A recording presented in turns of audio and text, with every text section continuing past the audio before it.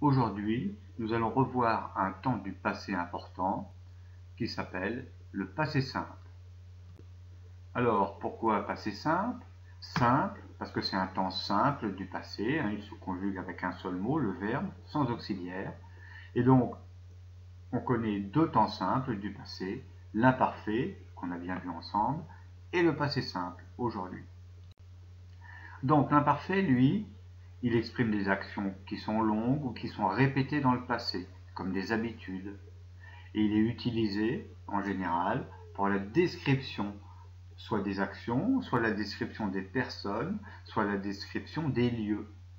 Je rappelle que ce temps d'imparfait, il est facile à reconnaître puisque ces terminaisons sont toujours les mêmes. AIS, AIS, AIT, IONS, IEZ, AIUNT.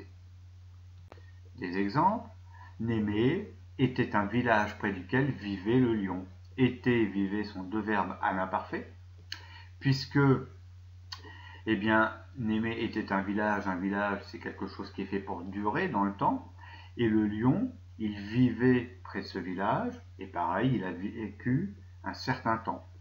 Chaque soir, le monstre sortait et dévorait tout ce qu'il trouvait. Dévorer, sortait, trouver, tout ça, ce sont trois verbes à l'imparfait. Pourquoi? Parce qu'ici, dans cette phrase, on décrit les habitudes qu'avait le lion. Le passé simple, lui, il exprime des actions courtes, rapides, qui coupent en général une autre plus longue, qui, elle, sera un imparfait. C'est le temps qu'on rencontre dans les récits, dans les contes et dans les légendes. C'est le temps qu'on rencontre dans les contes.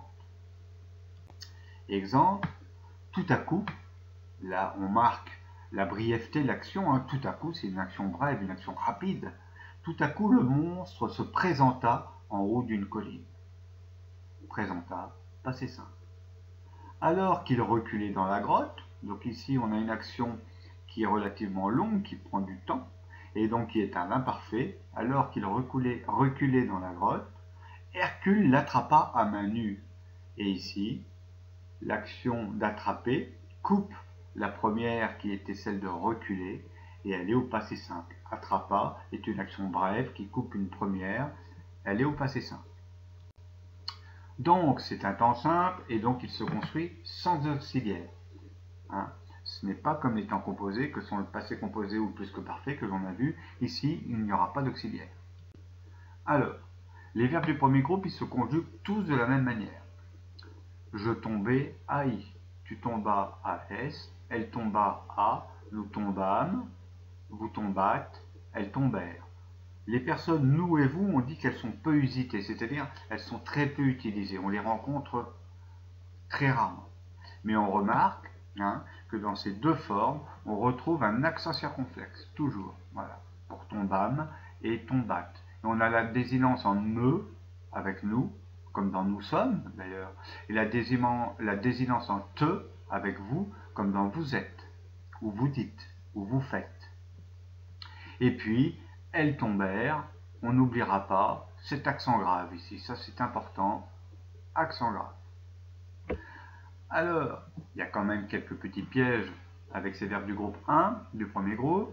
Les verbes en G, eh bien, il ne faut pas oublier de mettre un E devant le A, sinon ça ferait manga. Et les verbes en CER, il ne faudra pas oublier la cédille pour, par exemple, elle plaça, pour faire le se. Mais on aura toujours, quels que soient les verbes du groupe 1, du premier groupe, les mêmes terminaisons.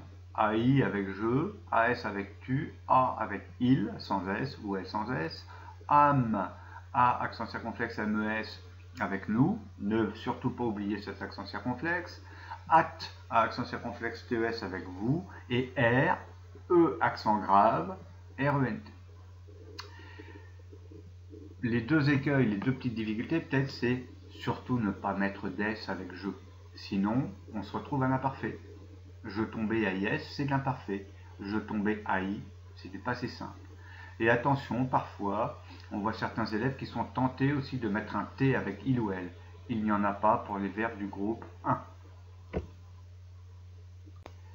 Les verbes du groupe 2, il n'y a aucune exception non plus, ils se terminent toujours de la même manière.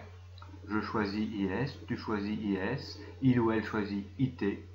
Nous choisissons I accent circonflexe MES, vous choisissez I accent circonflexe TES, il ou elle avec un S, choisir, IRNT.